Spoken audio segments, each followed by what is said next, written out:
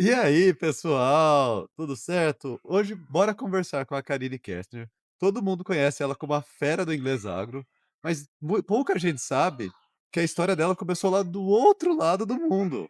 Começou lá no Texas. E aí, Karine, vamos começar pelo começo. Quem que era a Karine antes de arrumar as malas, antes de ir para o Texas? Olha, eu acho que a Karine, antes de ir para o Texas, era uma pessoa que não achava que iria para o Texas. Eu nunca imaginei que eu teria uma experiência internacional, então isso era uma coisa, assim, inconcebível para mim. Uma pessoa que tinha muito medo do inglês. Eu tinha medo, eu não curtia inglês, não gostava de estudar inglês. Eu tinha muito, assim, trauma mesmo do inglês. E eu acho que muito desse trauma veio pelo fato que eu estudei inglês em escola tradicional de inglês. E normalmente, quando a gente estuda inglês em escola tradicional, uma que estamos falando, ai, agora eu vou me sentir muito velha, porque a gente está Ih, falando vai entregar de a idade aí, Karine? Ô porque a gente louco! tá falando de muito tempo atrás, e assim, naquela época, não, será que eu falo ano? Fala o ano, né? Vai fazer o Ó, quê? a gente foi para o Texas em 2013, então foi antes de 2013. Eu não consegui entender qual era a funcionalidade do inglês na minha vida. Como eu nunca tive esse sonho, para mim era algo, assim, impossível, algo que eu nunca ia atingir, de chegar aí, sei lá, para uma Disney, por exemplo, vamos pensar numa coisa mais É. simples, né, do que Texas até. Então eu não achava que o inglês era útil, eu não via a utilidade do inglês. Então para mim, assim, era tudo muito novo, tudo muito diferente. Eu lembro que quando a gente foi tirar o visto, galera, não tinha informação no Google. É, outra época, Outra outra época, a época. gente ia tirar o visto, a gente não sabia assim: "Ah, tem que preencher formulário tal, pegar documento tal", não tinha informação no Google, a gente ficava meio que intuitivamente ali tentando Vai achar, né, aprendendo as errando. informações, então era algo bem diferente da situação atual, onde vocês aí têm muito mais informação, vocês têm a gente para conseguir até dar um norte na vida de vocês, na época não tinha, né, então eu acho que era uma pessoa assim, que eu estava realizando um sonho que na verdade eu não tinha, porque eu não sabia que era possível. Mas profissionalmente, Karine, quem era você? O que que você fazia antes de ir para o Texas? Essa é a parte mais interessante. A minha primeira graduação, ela foi em biologia, então eu sou formada em ciências biológicas, e quando eu fiz biologia, o meu sonho era ser professora, eu queria dar aula de biologia e ciências, esse era o meu intuito, para ensino fundamental, ensino médio. Quando eu entrei na faculdade, eu comecei a ter contato com pesquisa científica, com a área científica, e eu fui para a área de genética. Então, eu comecei a trabalhar com genética de plantas, para ser mais específica. E assim, na pesquisa, eu comecei a entender que o inglês era muito importante, porque genética, gente, não tem nada em português. Não tem nenhum artigo bom em português, não tem livros bons em português. Hoje em dia tem mais, tem, na época não tinha nada. Então, ou você sabia inglês, ou você não conseguia nem estudar ali o conteúdo da área. Então, eu trabalhava com pesquisa na área de genética de plantas. Isso. E vamos lembrar que estamos falando de antes de 2013, né, então, assim, não existia ChatGPT, o Google Tradutor não era o que é hoje em dia, gente, era outra época. A gente tinha que usar um outro aplicativo, que era esse aqui, ó, o Cérebro. Esse aplicativo tinha que ser muito bem usado naquela época. Então, assim, beleza, você estava na área da ciência, e o que que você imaginava que ia ser da sua carreira, então? Eu entrei na biologia pensando que eu daria aula de biologia e ciências para ensino fundamental e médio. Quando eu fui para a área da ciência, fazendo iniciação científica, que eu comecei a receber professores internacionais no laboratório, que aí eu comecei a colocar o meu inglês para jogo, né, aqui no Brasil mesmo, eu comecei a pensar: "Nossa, mas eu quero ser pesquisadora, eu não quero ser professora apenas de ensino fundamental e médio, eu quero trabalhar com pesquisa e quero trabalhar com ensino dentro da universidade". Então, para mim, o que eu faria? Iria ser docente, universitária, esse era o sonho ali da época, então por isso que eu fui fazer o meu doutorado. Certo. E daí, como assim? Do seu doutorado, o que aconteceu para ir para o Texas? De onde surgiu o Texas na sua vida? O doutorado, eu não cheguei a fazer o mestrado, então eu pulei o mestrado, fui fazer o doutorado direto, que também na época não era algo comum, hoje em dia é mais comum isso acontecer, na época não era, Mas no último ano ali da minha graduação, eu fui fazer um estágio numa empresa, dentro de uma empresa. E quando eu decidi fazer aí o meu doutorado, essa empresa fez uma parceria comigo, então o meu projeto ali de doutorado seria em parceria com a empresa, e esse projeto já tinha uma parceria com o Texas. Então, quando eu comecei o meu doutorado, eu já sabia que eu iria para o Texas, porque o projeto que eu estava executando no meu doutorado tinha uma parceria com o Texas. Por isso que surgiu o Texas no meio da história toda. Para vocês terem noção de como eu não tinha noção do que estava acontecendo, eu não sabia que o Texas era super importante, que a galera das agrárias adora o Texas. Hoje em dia eu sei, porque a gente trabalha aí com vocês. Eu não sabia que o Texas era assim, ícone. Era aquele negócio suprassumo dos estados americanos para você ir. Eu não sabia, gente. Não sabia. Eu fui sem querer mesmo. Foi coincidência. Perfeito. Então, daí você foi para o Texas por causa do seu doutorado, da sua pesquisa, ótimo. E como que foi chegar lá no Texas, Karine? Seu inglês estava uma maravilha? Como que foi essa experiência inicial ao chegar no Texas? Olha, assim, na teoria, né, por que que eu falo na teoria? Antes de eu ir para o Texas, eu fiz uma prova de proficiência de inglês, que é o TOEFL IBT. É uma prova que muita gente conhece, outros não, mas é uma prova que o pessoal usa muito para quando eles vão fazer mestrado e doutorado fora do Brasil. Ele é mais usado para quem vai fazer mestrado e doutorado completo fora. Ele é mais usado para isso. E eu fiz essa prova na época, tirei uma nota muito boa, a nota ela vai até 120. Eu sei que as métricas são meio estranhas, mas é Uhum. assim mesmo, tá? Dessa prova vai até 120 e eu tirei 110 na época. Então, na teoria, fui Seu manjando do inglês? Paranauê, inglês arrasando, arrasando na prova, né, gente? Porque na hora que eu cheguei, a gente chegou em Dallas. Isso, Foi o nosso primeiro voo foi para Dallas, né, de Uhum. São Paulo para Dallas, daí nós fomos depois para o nosso destino final. Isso. Então a gente chegou em Dallas, foi o primeiro aeroporto que eu desci junto com o Thiago foi, né, junto comigo na época. Hum, Galera, eu já não entendia nada que o povo estava falando. Eu imagina eu. já eu já cheguei com o meu 110 no TOEFL, né, bem passando vergonha, porque eu não entendia. O meu problema maior não era nem falar, o meu problema era entender. A minha compreensão auditiva, ela não estava treinada para o sotaque texano, o problema era o sotaque do povo, que é outro sotaque. Por isso que eu sempre falo para vocês aqui, treinem o ouvido de vocês para o sotaque da vida real, sotaque que vocês vão ter aí no dia a dia de vocês.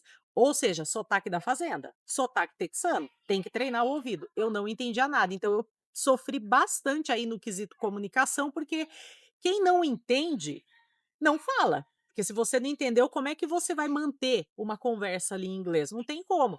Então foi aí que, para mim, travou tudo. Então você está querendo dizer que o inglês da escola convencional é diferente do inglês do Texas? É, é, gente, é. Infelizmente, a compreensão auditiva, ela não é treinada para a realidade que você vai enfrentar quando você for lá. Por isso que eu tive tanta dificuldade, tive tanto problema aí para conseguir desenrolar mesmo, é Hum, desenvoltura que faltou, né. Foi por isso. beleza, então chegou lá no em Dallas já sofrendo, né, já tendo esse choque aí cultural aí, né, dessa diferença do inglês da escola versus inglês do texano, da vida real, Uhum. né. E lá assim, beleza, aí você foi. Durante seu doutorado lá, você do nada já decidiu falar: "Não, vou ser teacher, vou largar tudo". O doutorado foi tudo ce primeiro lá, o doutorado foi tudo certo, deu tudo bem, teve algumas dificuldades por causa do inglês durante o sua pesquisa mesmo, para a realização da pesquisa? Na pesquisa em si, ali no dia a dia, essa é uma vantagem de quando você vai para a universidade. A universidade, normalmente, tem gente do mundo inteiro, dentro da universidade, mesmo nos Estados Unidos.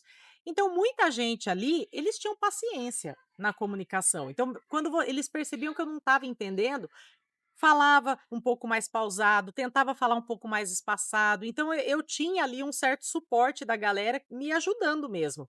E tinha gente do mundo inteiro, era chinês, tinha coreano, tinha mexicano, tinha americano, então tudo, né, dá aquela Japonês, misturada. Tinha também indiano, tudo. tinha, assim, de tudo, gente. E o pessoal tem paciência, porque muitos ali não são falantes do inglês como primeira língua. Hum. Logo, eles também passaram por esse processo. Então a galera tinha assim uma certa paciência. Para desenvolver a pesquisa eu não tive dificuldade. Agora da porta para fora da universidade aí começava o problema.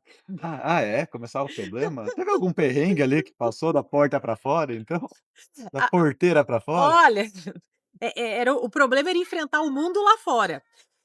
Nós moramos, no sul do Texas, a nossa casa ficava 20 milhas do México, Da fronteira. da fronteira, então a gente morava, assim, quase no México. Uma primeira dificuldade foi com o espanhol, tá. Você acha que vai para o Texas, vai sofrer só com o inglês, gente?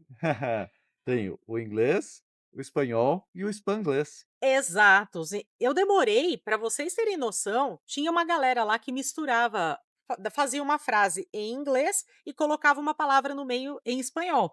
Eu demorei um mês para perceber que a pessoa colocou uma palavra em espanhol no meio, porque eu pensava assim: "Nossa, ela falou uma palavra nova em inglês que eu não conheço". Aí eu tentava aqui, né, no meu arcabouço de informações chamado cérebro, tentava achar o raio da palavra que a pessoa falou, só que eu pensava no inglês, e não, era espanhol a Sim. palavra, porque eu não sabia espanhol.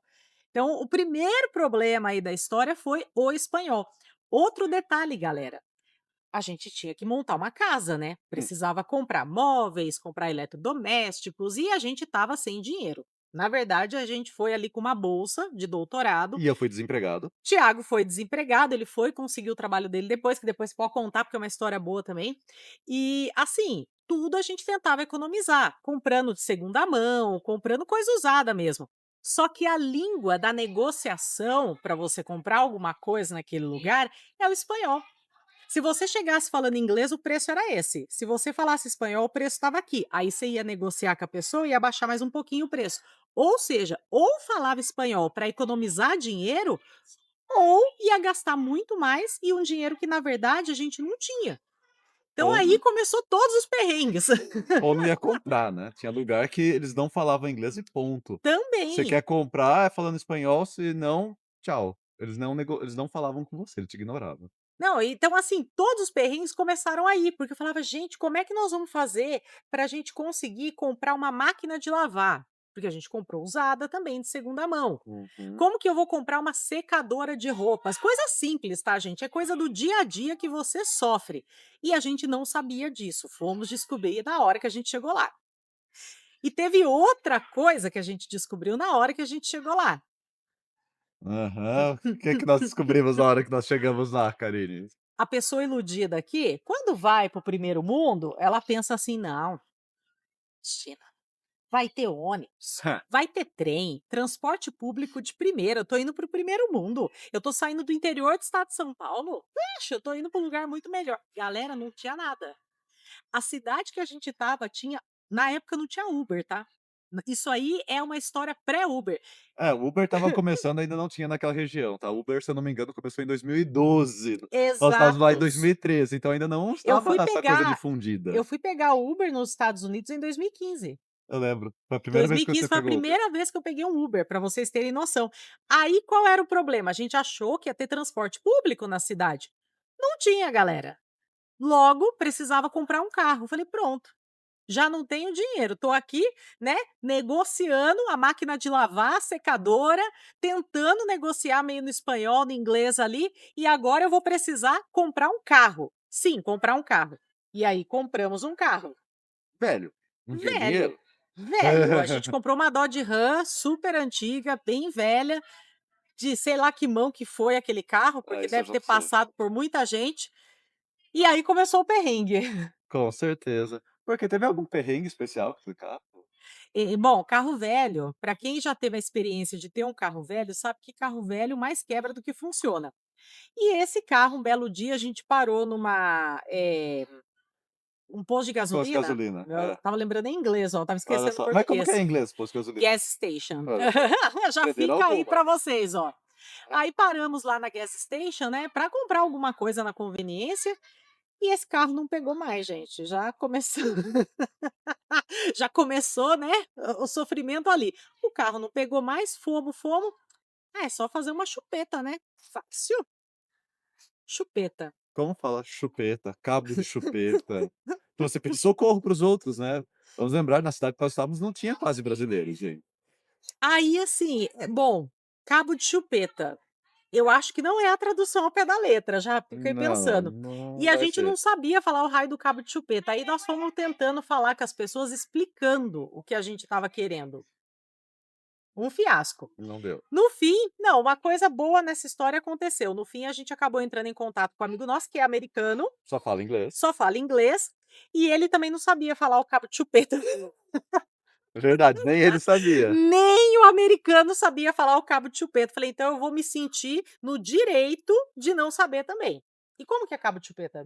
Cabo de chupeta é o jumper cable. Jumper cable. Daí na fim ele também não tinha, né, o cabo de chupeta, a gente foi no mercado comprar, fizemos a chupeta com o carro dele, deu tudo certo. Então Ó, até o americano aprendeu inglês com a gente, ó. penso que Ha. beleza, Karine. E daí você foi lá, fez sua pesquisa, durante a pesquisa foi tudo certo, passou uns perrengues com o carro velho, tudo bem. E de onde começou a surgir essa ideia de estudar inglês? De onde você começou a notar essa importância do inglês técnico? Enquanto a gente estava no Texas, eu já percebi que tinha muito brasileiro lá, não tanto na região que a gente morou, mas principalmente na cidade que era a sede da universidade, porque a gente morava como se fosse na extensão da universidade. Então, as universidades têm o campus central e eles acabam tendo umas extensions, que daí são específicas ali para pesquisa mesmo. E a gente ficou nessa extension. Quando a gente ia para a sede da universidade, tinha muito brasileiro, tinha comunidade de brasileiros e muito brasileiro bom, muito brasileiro com conhecimento técnico ali, ó, afiado. Só que na hora que a pessoa ia falar inglês, era uma tragédia, porque a pessoa não tinha o inglês bom. Então eu percebi muito agrônomo, zootecnista, médico veterinário, que era o pessoal ali da nossa convivência, que eram muito bons. E eu sabia que eles eram bons porque eu sou brasileira, eu entendo o nível do conhecimento técnico que a pessoa tem a oferecer. Só que na hora que ela ia falar inglês, o inglês era tão ruim que quem estava escutando aquela pessoa falar pensava que ela não tinha conhecimento técnico. Nem dava bola. Não dava Não bola. passa a credibilidade mesmo, E né. eu percebi muito isso nos eventos da universidade. Então a gente tinha assim simpósios, workshops ali com alunos mesmo do programa de pós-graduação, e eu notava que a galera travava, travava demais, era muito difícil para eles. E eu comecei já, né, uma luzinha assim, começou a acender aqui dentro desse aplicativo chamado Cérebro, pensando, pô, essa galera, se falasse inglês um pouco melhor, nossa, eles já iam estar muito melhor aí na reputação deles do que está agora. Só que a gente tem aquele pensamento, eu tô num país que fala o inglês, eu vou aprender por osmose, porque eu tô aqui, né? Eu habito É, esse local e isso vai fazer com que vai entre aqui no meu cérebro o inglês. E eu percebi que não estava funcionando assim. vai As fazer pessoas download pelo ar, né, vai vir Wi-Fi aqui, ó. era mais ou menos assim. E eu notava que essa galera não estudava o inglês e também não desenvolvia o inglês, mesmo morando ali nos Estados Unidos, mesmo teoricamente falando inglês todos os dias. Por que que eu falo teoricamente? Tinha muita gente que só convivia com brasileiro, só saía com brasileiro, morava com brasileiro, namorava brasileiro. Aí você não dá oportunidade para o seu dia a dia ter o inglês inserido. E eu comecei a fazer esse pensamento comigo também, com relação ao meu inglês. Eu quero ficar esse período que eu vou ficar aqui no Texas, achando que vai entrar o inglês por osmose, ou eu quero realmente sair com o meu inglês melhor? Tá certo que eu ganhei um pouco de espanhol, né? Veio no brinde, pacotão, né, gente? Estados Unidos é assim, você ganha um pacotão. Mas o meu foco não era o espanhol. E eu não precisava tanto do espanhol, eu precisava mais do espanhol, como eu disse, da porta para fora da universidade. Para dentro, eu não precisava. E a gente teve uma outra vantagem no nosso intercâmbio.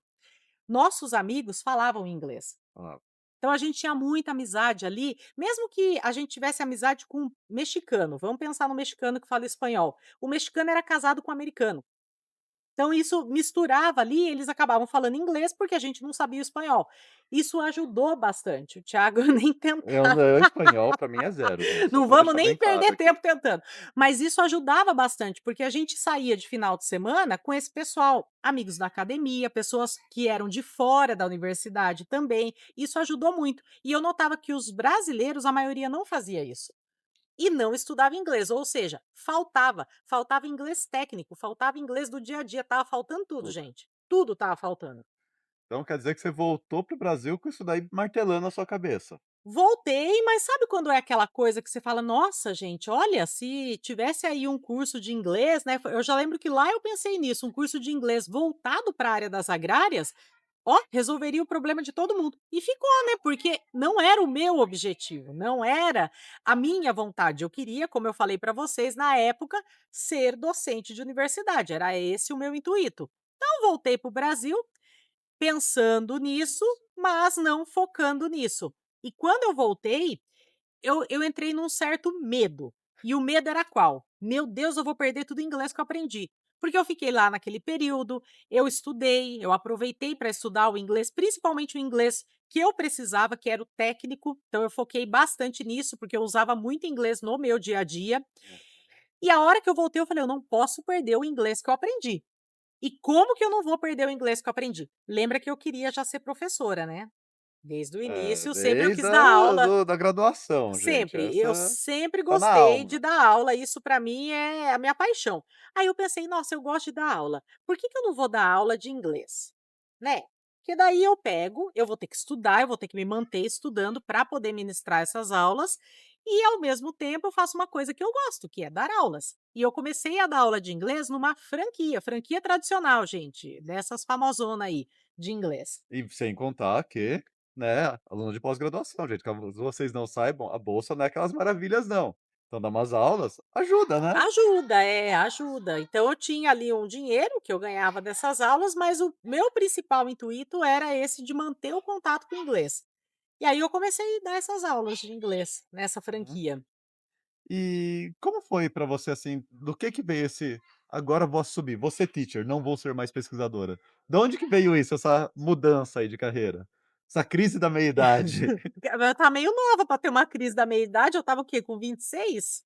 27? É, 26 para De 27 26 para anos. 27 anos, isso aí não é co gente, É. oxe, Não, não é meia-idade não, de quarto da idade.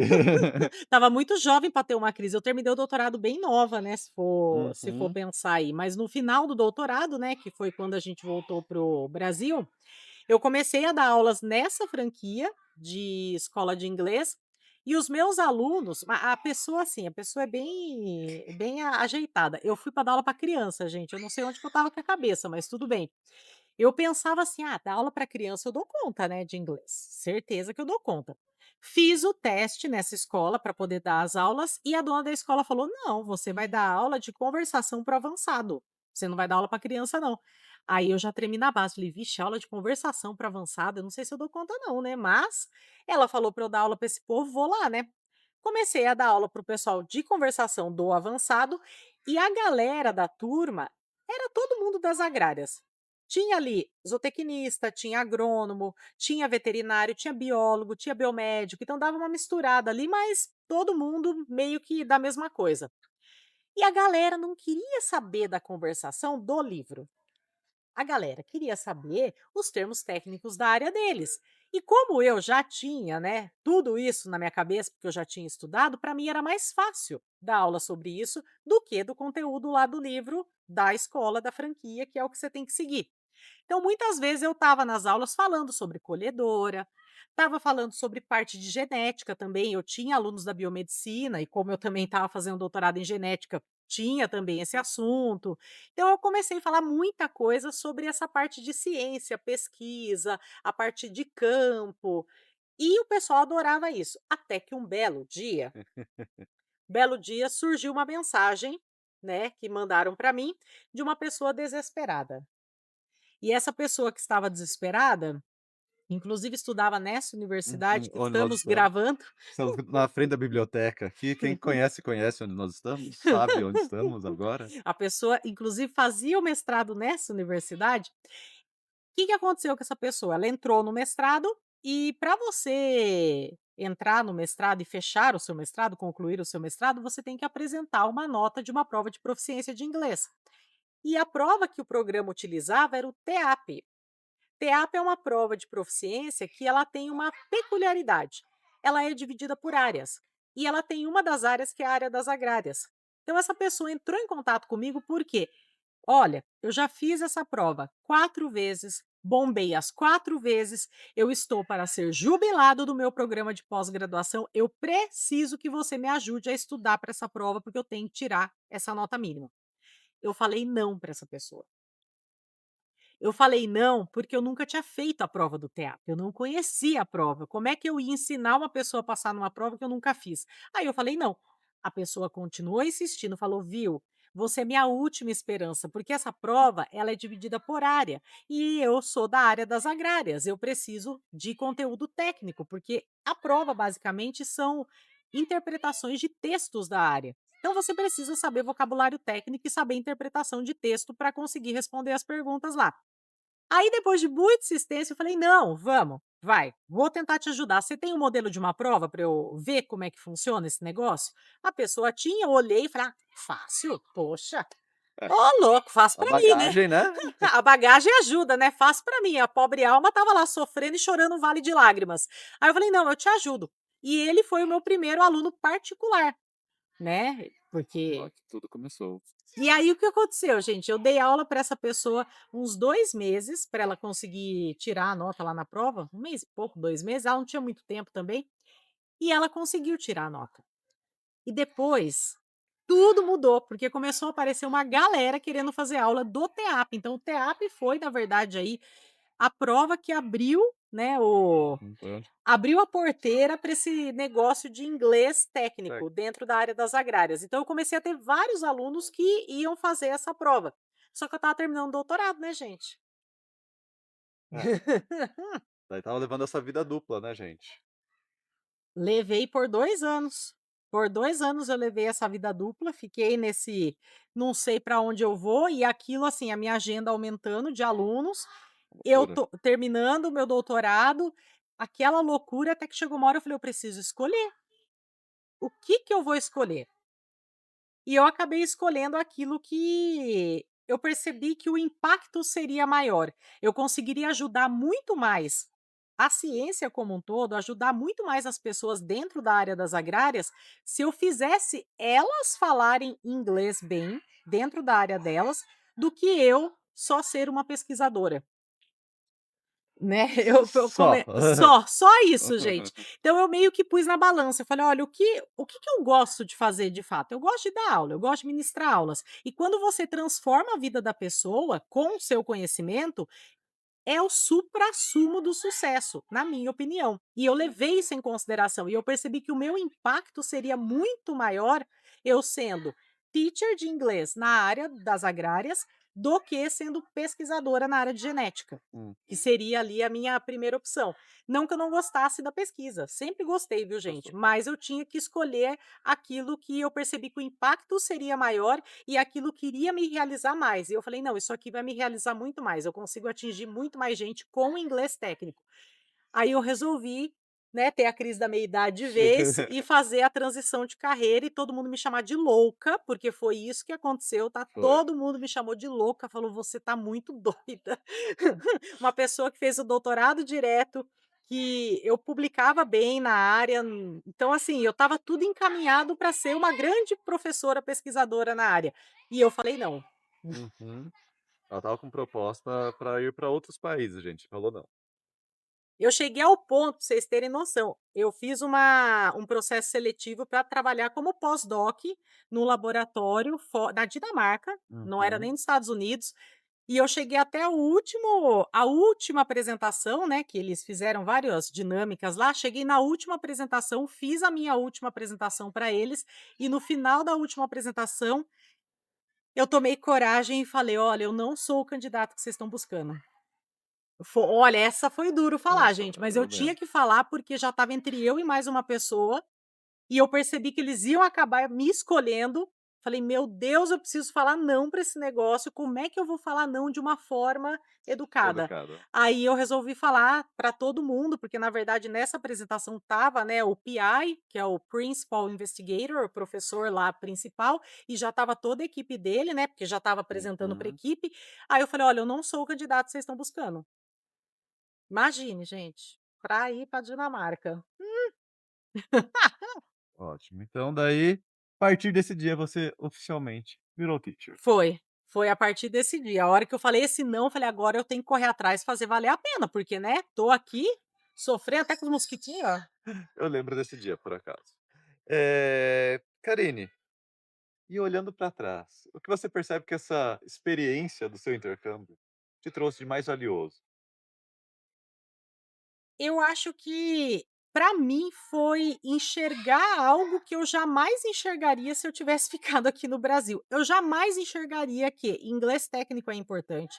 Eu jamais enxergaria que as pessoas de fato precisam falar inglês técnico. Eu jamais enxergaria que isso seria uma baita oportunidade de transformar a vida das pessoas. E eu também não enxergaria que eu era capaz de fazer essa transformação. Que eu tinha condições de transformar tudo que eu vivenciei e o que eu estudei no Texas de inglês mesmo, nem falando tanto da parte técnica ali, da parte de conhecimento técnico, mas da parte de inglês, porque toda a metodologia que a gente aplica hoje com os nossos alunos foi o que eu apliquei em mim lá. Foi o que eu fiquei testando, errando, acertando, vendo o que funcionava, o que não funcionava, na prática. Então, para mim, foi transformador, porque me deu assim essa visão de uma coisa que eu jamais enxergaria se eu tivesse ficado na minha casa aqui. Literalmente mudou sua vida, né? Mudou minha vida, Mudou a nossa vida, né? mudou a nossa, porque daí o Thiago o É. Thiago é A outro minha história fica para outro dia, gente, não é dá. outro É capítulo, outro tá. Se vocês capítulo. quiserem, vocês colocam aqui nos comentários: Vários aí. "Tiago, Tiago, Tiago", daí ele conta, porque o dele é é duplo Não, o meu descarpado. é mais louco ainda. Karine, e se você pudesse dar um conselho para quem está pensando em ir para fora, seja para trabalhar, para fazer um intercâmbio agrícola, seja para fazer um estágio, para fazer qualquer parte da carreira deles fora, ou não, né, vai que a pessoa quer ir para babá também, mas quem está pensando em ir para fora, qual conselho você daria para essa pessoa? Por mais que você tenha medo, receio, vá, mas vá de forma estratégica. Como assim de forma estratégica? Não é só ir, entendeu? Você precisa se preparar com a principal arma que vai fazer você ter como lutar qualquer guerra quando você chegar lá, que é a comunicação, que é o inglês. Então vá com uma base de inglês, não vá com zero inglês, porque a tendência é você continuar no zero, voltar para o Brasil e ainda não falar inglês. Vai com um pouco de inglês, porque por mais que eu tenha sofrido o lance de não compreender o que as pessoas falavam, isso passou muito rápido, porque eu tinha uma base. E essa base me ajudou a fazer amizades, a fazer o meu trabalho, a conhecer pessoas, assim, da área de pesquisa que eu jamais imaginava que eu poderia conhecer, a ter como conversar com essa pessoa, não só sobre pesquisa, mas conversar sobre coisas do dia a dia, assim, até aí andar de bicicleta com um pesquisador super famoso numa área e a pessoa que emprestou a bicicleta pra gente, sabe, assim? Coisas que se eu não tivesse nada de inglês, eu jamais teria vivido. Então vá, tenha essa experiência, mas se prepare para ela. Pra aproveitar o máximo dela, né. Exatamente. Com certeza, com certeza. Karine, agora vamos para um pingue-pongue, um bate rápido Ah, aí? meu Deus do céu. Ai, socorro. O Thiago tá animado, né? A hora dele vai chegar, viu? Vocês vão tudo escrever aqui embaixo, Thiago, pra gente poder fazer entrevista com ele, ó, e judiar Agora dele. eu quero ver, ó, agora eu quero ver. Em uma palavra que define a sua experiência nos Estados Unidos. Transformadora. Muito bom. Eh, o maior perrengue que você passou por lá? Não entendeu o que as pessoas falavam. Gente, que desespero que dá isso. Olha, foi pior do que não saber falar cabo de chupeta. Porque ainda eu não sabia falar o cabo de chupeta, mas nesse período eu já conseguia pelo menos falar e tentar explicar. Agora, quando você não entende nada que a pessoa fala, me dava um desespero ver a pessoa falando assim, mexendo a boca, e eu, meu Deus, o que que eu tenho que falar para ela? Horrível, horrível. Um lugar no Texas que ficou no seu coração? Eu vou falar que é o lugar assim que eu fiz a minha primeira corrida. Hum, Foi o lugar que eu fiz minha primeira corrida, eu comecei a correr no Texas. Então, curiosidade aí. é uma curiosidade, eu comecei a correr no Texas e o lugar que a gente fez a primeira corrida que era uma praia, que tinha perto ali da cidade da nossa casa, então acho que foi o lugar que mais marcou por causa da corrida. E como que é o nome desse lugar, né, não vamos deixar as pessoas South curiosas. Padre Island. Uhum, Super chique, super gente. chique, muito bom. Agora vai ser difícil você ficar só com uma, hein. Uma Ixi. comida americana que você amou.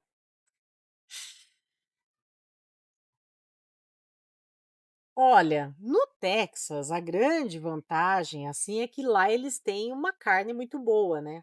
Então, quando a gente ia comer aqueles steaks maravilhosos, era algo, assim, que chama atenção. Mas é duro falar uma só, hein. É duro, é É duro. duro, porque eu também gosto de hambúrguer. Aham. Eu gosto Mas pensa bastante, na mas época que você ficou lá, não vale das outras viagens, dessa época do intercâmbio. é porque é a época da pobreza. Eu tô entendendo o que você quis dizer. Não, Eu tô entendendo, mas você não comia steak com essa frequência que você tá não, achando, né. não, não. Você foi comer depois, né. Aham. Que comida, gente, que marcou.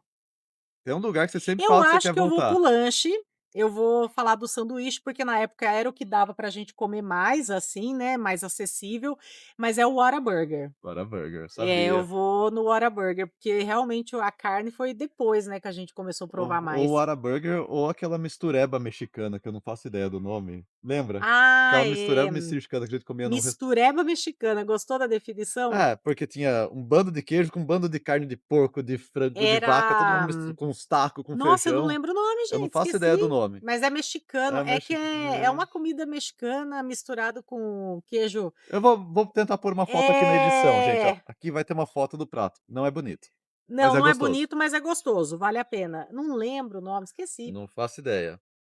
E uma que você nunca conseguiu gostar? Alguma comida americana que você não goste? Americana? É, ou que você comeu no seu Olha, uma coisa que eu não consegui gostar e o Thiago gostava bastante era jalapeño. jalapeño, pimenta. Eu sei que eu sou alérgica também, talvez por isso que não me apetecia muito, né, eu descobri que eu sou mais alérgica do que eu imaginava, né, na época. Mas o jalapeño não me apeteceu, gente, eu não gostei do jalapeño não. O Thiago comia puro o negócio, eu não conseguia comer. E, bom, agora uma legal, hein. Um hábito americano que você trouxe pra vida. Hábito americano É, comer hambúrguer aos finais de semana. É um hábito é um americano. hábito americano, eles comem todo dia, na É, verdade, né. não dá, né. Não dá, porque daí vai entupir as veias, não tem condição. Um hábito americano. Treinar na academia sem treinador, Eu acho que esse é um bom hábito, ir na ser mais academia, ser independente, mais independente. É, eu acho que esse é um bom hábito, independente em que quesito, gente, todos. de do it yourself, faça você mesmo. Eu acho que esse conceito de faça você mesmo, ele ficou muito mais intenso depois que a gente voltou dos Estados Unidos do que antes. Então tudo que a gente vê, assim, a gente fala: "Será que eu consigo fazer?" Vou tentar, vou aprender no YouTube. Outra coisa, né, que agora hoje em dia está mais comum no Brasil, mas na época não era tão comum no Brasil e lá a Uhum. galera fazia muito, aprender pelo YouTube. É. A gente aprendia a consertar a caminhonete. A gente consertava a nossa caminhonete com vídeo do YouTube. E aqui a gente não fazia isso naquela época, isso demorou para chegar no Brasil. Então acho que o ser independente Hum, para fazer as coisas. ótimo. E se fosse para dar um conselho pra Karine em 2015, pensa lá, final do seu doutorado ali, qual que você daria? Em uma frase.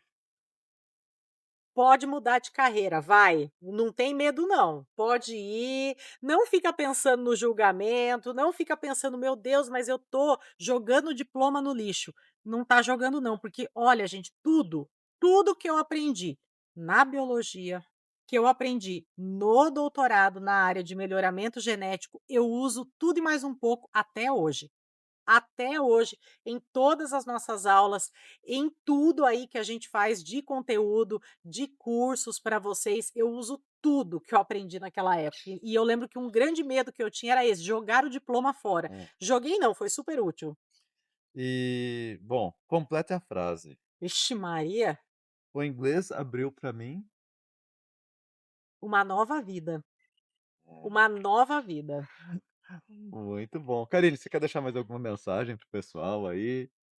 Câmera sua. Galera, muito obrigado por vocês sempre estarem aqui nos apoiando no nosso trabalho. Vocês sabem que a nossa missão aqui é internacionalizar o agronegócio brasileiro. Eu sei que é uma missão ousada, mas eu não fiz a transição de carreira para ter uma missãozinha pequenininha, não. Era para ser ousado mesmo. Então, muito obrigado pelo apoio. E se você tem aí esse receio do inglês, esse medo do inglês, pense que o inglês é a chave que vai abrir aquela porta que provavelmente vai mudar a sua vida, então não abandona ele não. Com certeza, gente. Gente, Até mais, muito obrigado. E se quiserem o meu, manda aqui, ó, Thiago, aqui embaixo. Tiago, escreve Tiago aqui embaixo que a gente vai, ó, macetar o teacher Tiago, hein. Com certeza. Até mais. Até mais.